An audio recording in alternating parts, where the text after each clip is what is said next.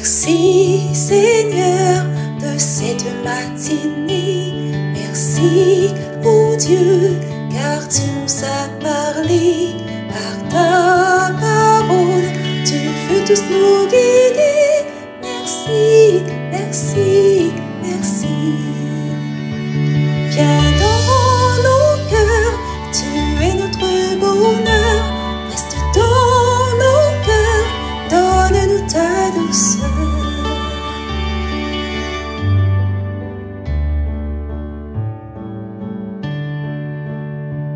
Merci Seigneur de cette belle journée. Merci Jésus pour ta fidélité. Oh mon berger, tu nous as protégés. Merci, merci, merci. Viens dans nos cœurs, tu es notre bonheur. Reste dans nos cœurs, donne-nous ta douceur.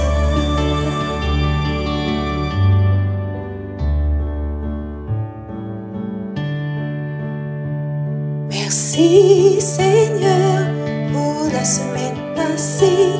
Merci Sauveur, tu nous as tout donné. Ton corps, ton sang, ta vie pour nous sauver. Merci, merci, merci.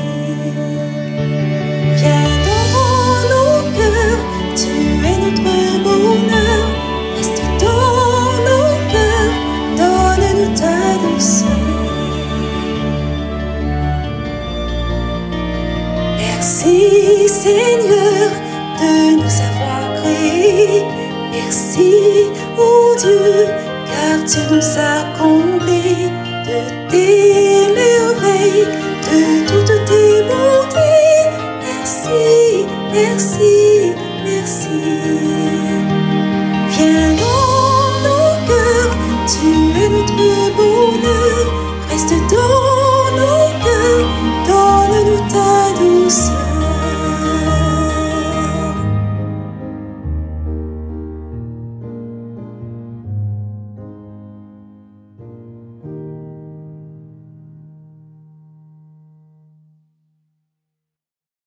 Bonjour les enfants, bon sabbat. Le thème que nous sommes en train de voir chaque sabbat depuis un mois est la douceur. Pensez-vous les enfants que que nous pouvons être transformés en un claquement de doigts? Alors, oui ou non? Eh bien, considérons ensemble cette histoire dans la Bible qui va nous aider à répondre à cette question. Paul était autrefois connu sous le nom de Saul. Il était né à Tarse, dans une ville importante de Cilicie. Ses parents étaient juifs et l'avaient élevé dans cette religion avec les pharisiens, des hommes religieux attachés aux traditions. Dès son jeune âge, Saul s'était montré brillant et zélé pour la loi. Il était devenu un pharisien respecté à Jérusalem. Grâce à son intelligence et sa dévotion, il avait gravi les échelons pour devenir membre du Sanhédrin, la plus haute assemblée judiciaire et religieuse de Jérusalem. À cette époque, un nouveau mouvement religieux était apparu en Judée. Des Juifs affirmaient que Jésus de Nazareth était le Messie promis. Pourtant, il avait été crucifié sous Ponce Pilate. Ses disciples disaient l'avoir vu ressusciter. Mais ces Nazaréens, comme on les appelait, commençaient à se multiplier à travers le pays. Pour Saul, c'était une hérésie qu'il fallait éradiquer. Il considérait que ces disciples de Jésus trompaient le peuple et mettaient en péril les traditions ancestrales. Il se mit donc à pourchasser ces hérétiques avec zèle ou qu'ils se cachent. Il entraîna des témoins oculaires devant les tribunaux, exigeant qu'ils soient punis selon la loi. Certains furent même condamnés à mort, comme Étienne, le premier martyr.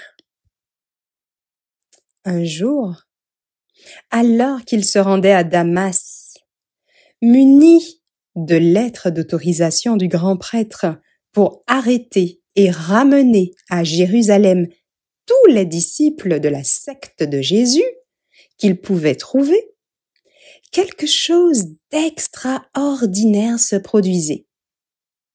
En route, une lumière venue du ciel, plus éblouissante que le soleil, l'environna soudainement, ainsi que ses compagnons. Ils tombèrent par terre et entendirent une voix leur dire « Saul, Saul, pourquoi me persécutes-tu » Aveuglé par la lumière, Saul répondit « Qui es-tu, Seigneur » La voix répondit « Je suis Jésus, que tu persécutes. » À cet instant, Saul comprit avec effroi celui qu'il prenait pour un imposteur était en réalité le Messie annoncé. Pendant 3 jours, Saul resta aveugle, jeûnant et priant dans la maison d'un disciple nommé Judas, à Damas. Pendant ce temps, le Seigneur apparut en vision à un autre disciple du nom d'Ananias et lui dit d'aller trouver Saul pour lui rendre la vue et lui parler. Ananias hésita, connaissant la réputation de Saul, mais le Seigneur insista et Ananias obéit. Il se rendit auprès de Saul et posant les mains sur lui, lui dit « Frère Saul, le Seigneur Jésus, qui t'est apparu sur le chemin par lequel tu venais, m'a envoyé vers toi afin que tu recouvres la vue et sois rempli du Saint-Esprit. » Aussitôt, quelque chose ressemblant à des écailles tombèrent des yeux de Saul, et sa vue lui fut rendue. Il se leva et fut baptisé. Dès lors, Saul devint Paul, un nouvel homme. Il avait éprouvé la grâce et le pardon de celui qu'il persécutait, et sa vie fut transformée. Loin de vouloir s'enorgueillir, de s'en glorifier, il ne cessait de mettre en avant la miséricorde infinie de Dieu à son égard. « Je suis le plus grand des pécheurs », écria-t-il plus tard. Mais Dieu m'a pardonné. Très humblement, il commença à prêcher Jésus comme le Messie dans les synagogues de Damas. Cela suscita la colère des autorités juives qui complotaient pour le tuer. Mais les disciples l'aidèrent à fuir la ville la nuit, le descendant le long d'un mur dans une corbeille. Paul retourna ensuite à Jérusalem pour rencontrer Pierre et les apôtres. Même s'ils étaient méfiants au départ, ils finirent par reconnaître le changement miraculeux opéré en lui. Avant sa conversion, Saul persécutait violemment les chrétiens par zèle religieux. Mais après avoir rencontré Jésus sur le chemin de Damas, il fut transformé par la miséricorde et le pardon de Dieu. Paul ne cessait de mettre en avant la miséricorde infinie de Dieu à son égard, reconnaissant être le plus grand des pécheurs pardonnés. Eh bien oui, les enfants, nous pouvons tous changer en un claquement de doigts, comme l'a fait Paul, en acceptant Jésus comme son sauveur personnel. Retenons ce verset à mémoriser, les enfants, qui se trouve en Colossiens, le chapitre 3, le verset 12. Ainsi donc, comme des élus de Dieu, saints et bien-aimés, revêtez-vous d'entrailles de miséricorde, de bonté, d'humilité, de douceur, de patience. Paul est devenu l'exemple même des qualités mentionnées dans ce verset. Entrailles de miséricorde, de bonté, d'humilité, de douceur et de patience.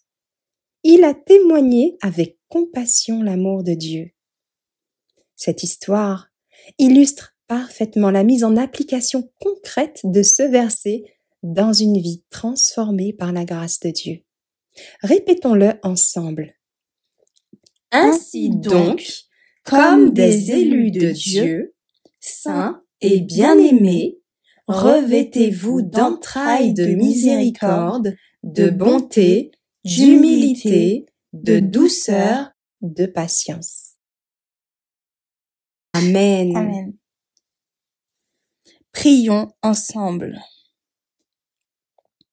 Dieu de miséricorde, toi qui as fait preuve d'un immense amour, plein de douceur en pardonnant à Saul, le persécuteur de ton Église, je te loue.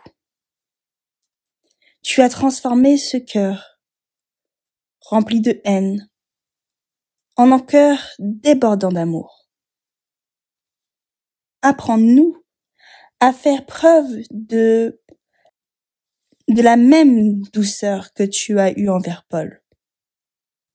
Donne-nous un cœur compatissant pour ceux qui commettent le mal autour de nous. Fais-nous comprendre que derrière chaque pécheur se cache un enfant de Dieu qui a besoin de ton amour rédempteur. Seigneur, que ton esprit souffle sur nous, qui nous transforme chaque jour, un peu plus à l'image de ton Fils Jésus, doux et humble de cœur. Sois avec nous pour l'étude qui va suivre. Au nom de Jésus. Amen. Amen.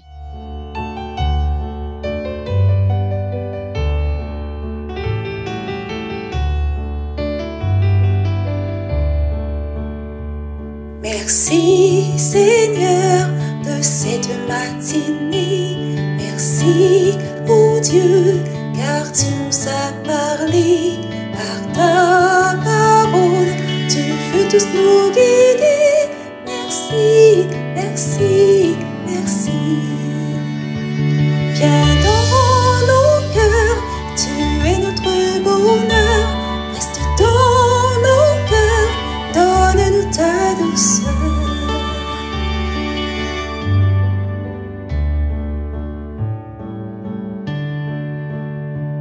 Merci Seigneur de cette belle journée.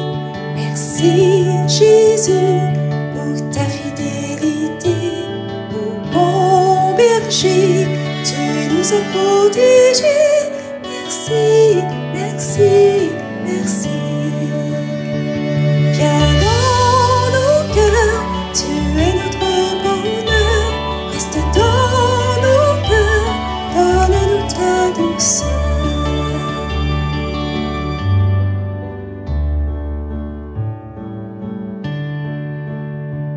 Merci Seigneur pour la semaine passée.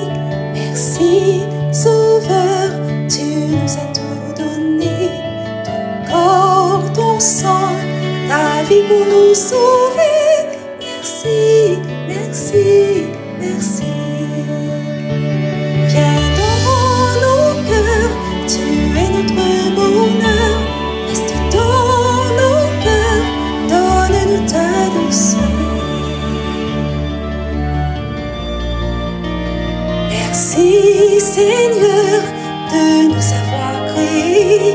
Merci, ô Dieu, car tu nous as comblés.